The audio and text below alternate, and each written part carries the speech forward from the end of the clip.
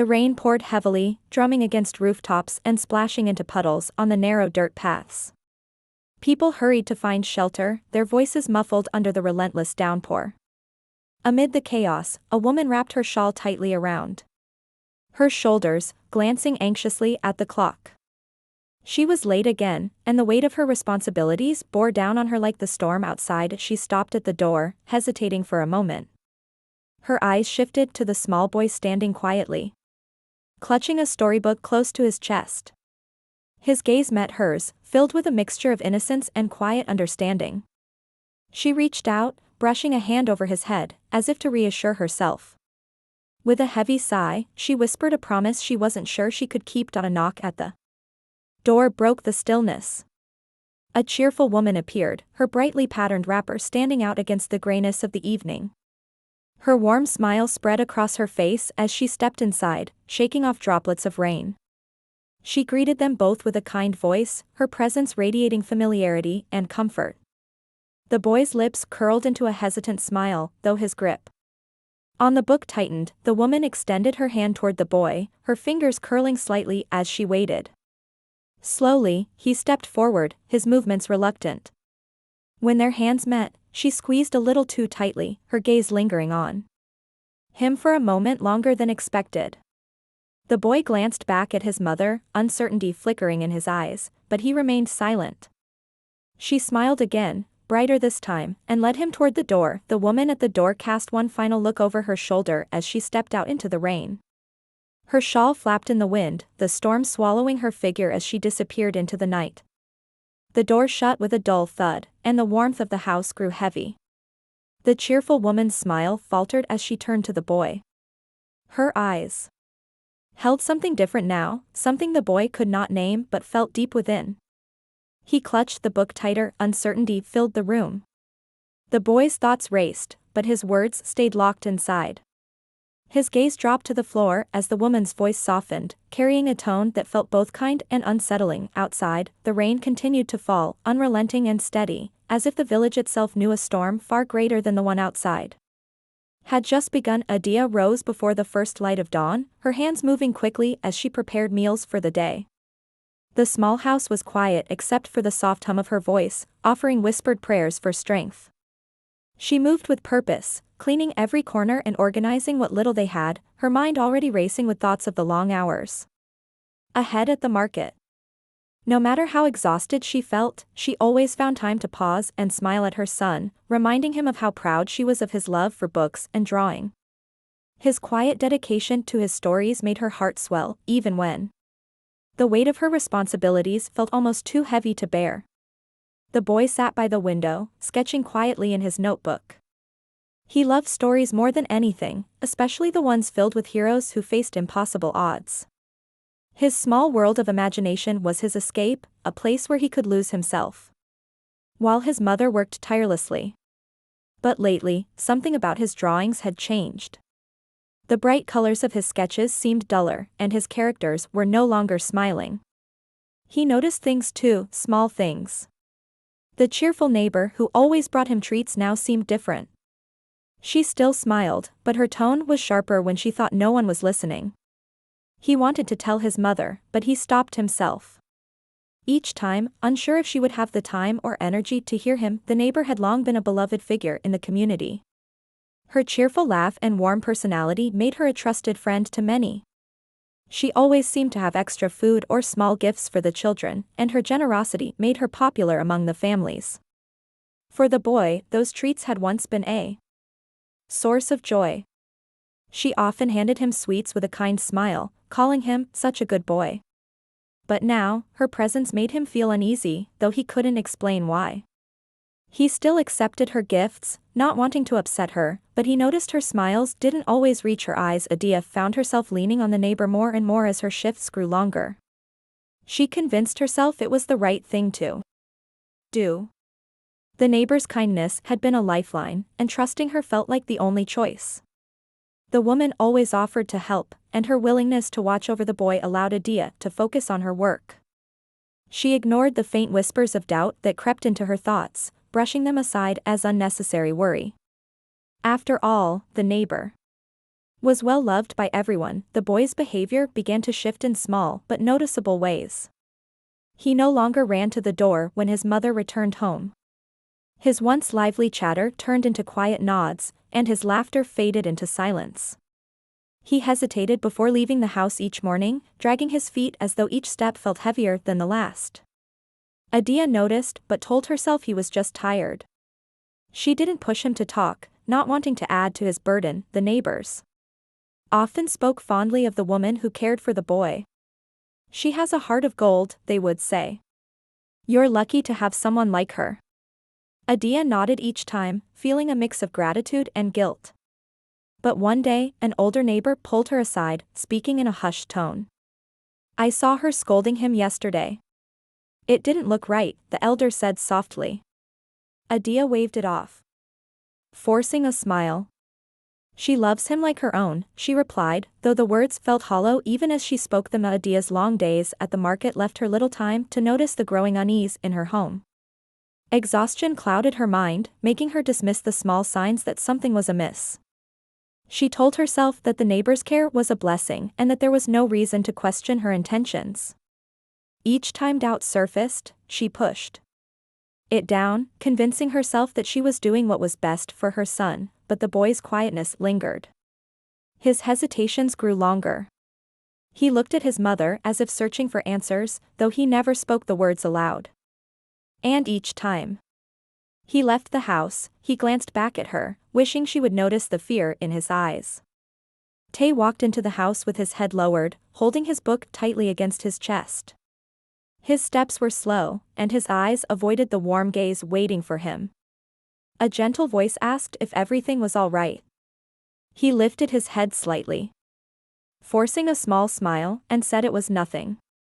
But his words felt hollow, and his smile faded almost as soon as it appeared.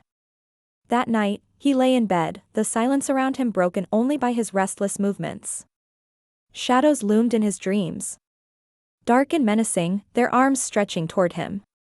He jolted awake, his breath quick and shallow, but he stayed quiet, keeping his fears to himself. Zena's voice carried its usual sweetness as she spoke to Tay.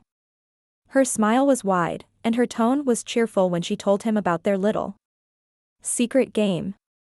She leaned closer, her words soft but firm, reminding him not to tell his mother. Tay hesitated, his small hands fidgeting nervously. The sharp change in her voice startled him. Her words, quick and biting, warned him not to disappoint her. His heart raced as confusion clouded his mind. This wasn't the same cheerful person he had always known.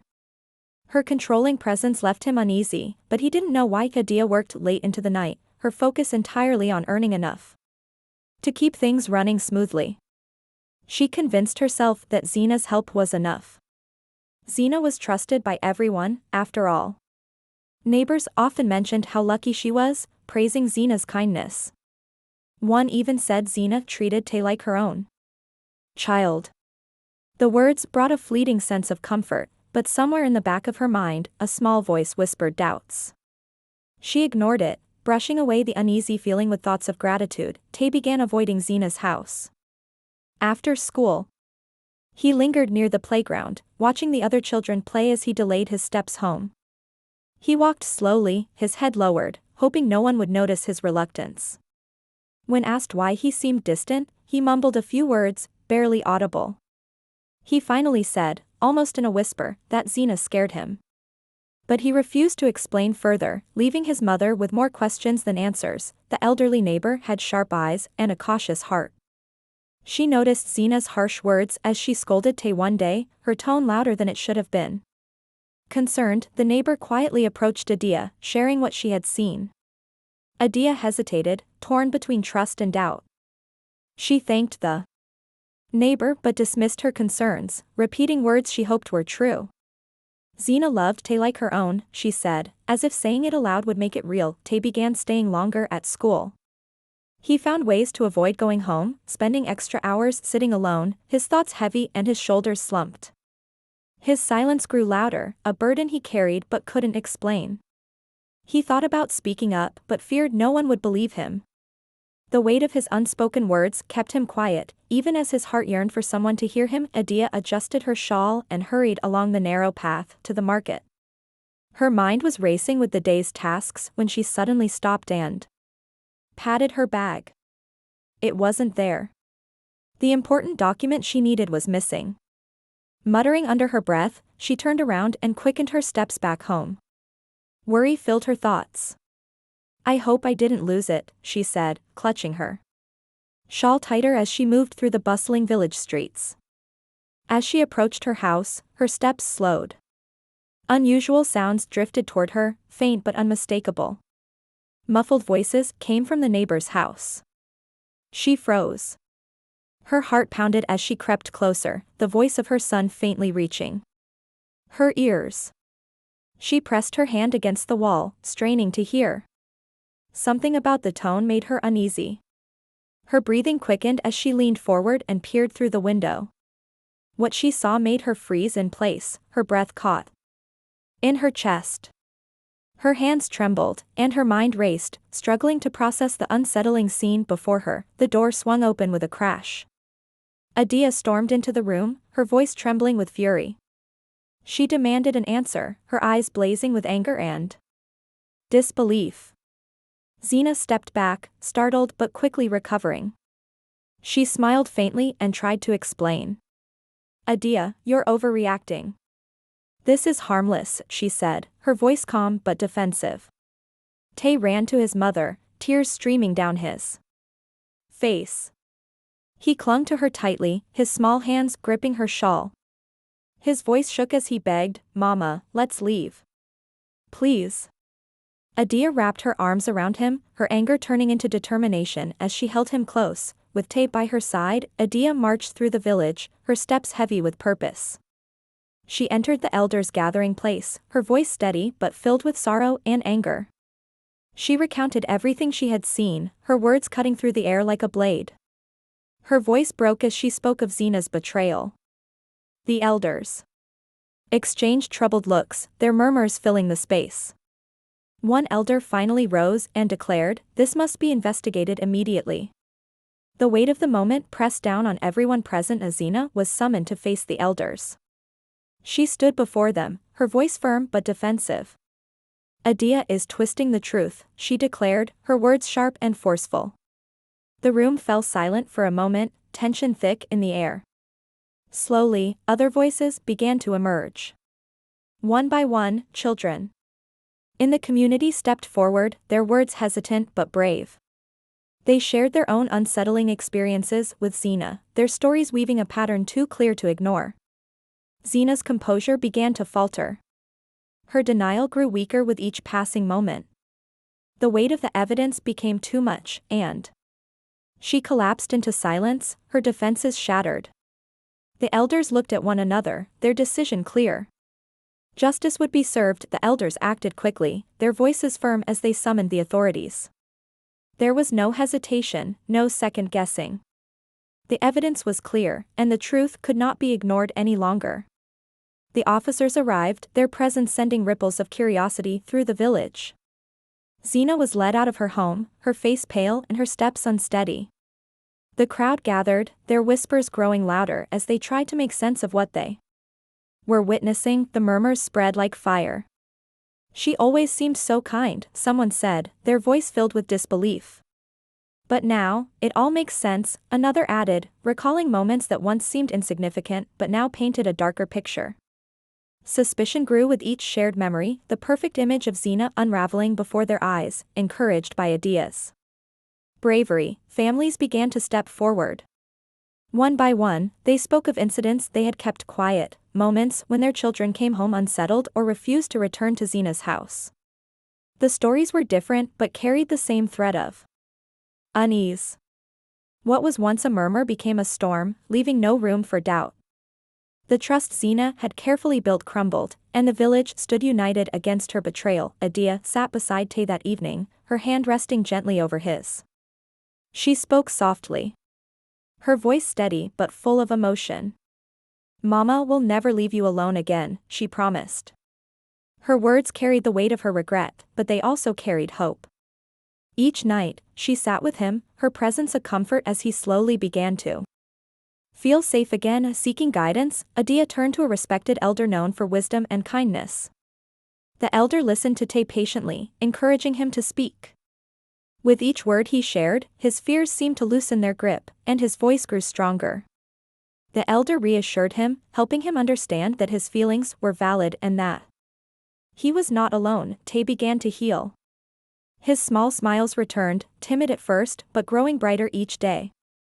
He picked up his drawing pencil again, the images on the page filled with life and color. His confidence grew with every passing moment, a quiet strength replacing the fear that had once shadowed him. That night, when the house was quiet, Adia lay awake, staring at the ceiling. Tears filled her eyes as she whispered to herself, "How did I miss the signs?" The question haunted her, the guilt pressing heavily on her heart. But as the days passed, she turned that guilt into strength. Tay's happiness comes first now, always, she resolved. It was a promise she intended to keep. Adia began speaking to other parents in the village. She shared her story, her voice steady and unwavering. She urged them to listen to their children, to pay attention to the small signs that often went unnoticed. Her words carried weight, her experience a lesson for everyone who heard it. The village began to change, the parents growing more vigilant. Their love and attention a shield for their children. Though the scars of the past remained, they became a source of strength. Adia and Tay moved forward together, their bond unbreakable, their story a reminder that even in the darkest times, love and courage could light the way. Trust is a treasure, delicate and invaluable. But when trust blinds, it becomes dangerous. It should never silence the cries of a child, even the faintest ones. A child's fear is often unspoken, hidden in the pauses of their words, in the way they hesitate to meet your eyes. Parents must see beyond the surface, listening not only to what is said but also to what is left unsaid. It is in the quiet moments that the loudest truths are found. The story reminds every parent that being present is not just about being near, but about truly seeing and hearing their children. There is a danger in ignorance. A risk in assuming that everything is fine when the signs of trouble are there, faint but persistent. Parents who trust without observing may unknowingly leave their children vulnerable. The message is clear: trust is precious, but it must never blind you to the needs of your child. In vigilance, there is protection. In presence, there is safety. Children must know that their voices matter. They must feel the strength that comes from speaking up. The story encourages every child to understand that fear does not have to be faced alone. When something feels wrong, when unease settles in the heart, they must trust that there are adults who will listen, who will stand beside them. The power of their voice can bring light to the darkest of places. Breaking the silence that allows harm to hide. A silence is a heavy burden, one that no child should carry alone. But speaking out is not just a release, it is an act of courage, a step towards safety. The story reminds children that their fears, no matter how small, are valid. By breaking the silence, they protect not only themselves but others who might share their pain. In their courage, they bring darkness into the light, revealing truths that must be seen. Though the scars of the past remain, they do not define the future. Adia and Tay rebuild their bond, each moment together strengthening their trust in one another. Where there was once doubt, there is now understanding. Where there was fear, there is now love. They learn to navigate their world with new wisdom. Their connection deeper than ever before. The pain of the past becomes a source of strength, a reminder of what they have endured and overcome. The story shows that even after darkness, there can be light. The scars are not erased, but they become symbols of resilience, of the love that pulled them through. The journey ends with hope. Though the shadows of what they faced linger, they no longer consume them. The love between Adia and Tay stands as a beacon, a reminder that even in the face of the deepest pain, healing is possible. The narrator leaves a final thought, though they faced darkness, their love brought them back to the light, stronger than ever.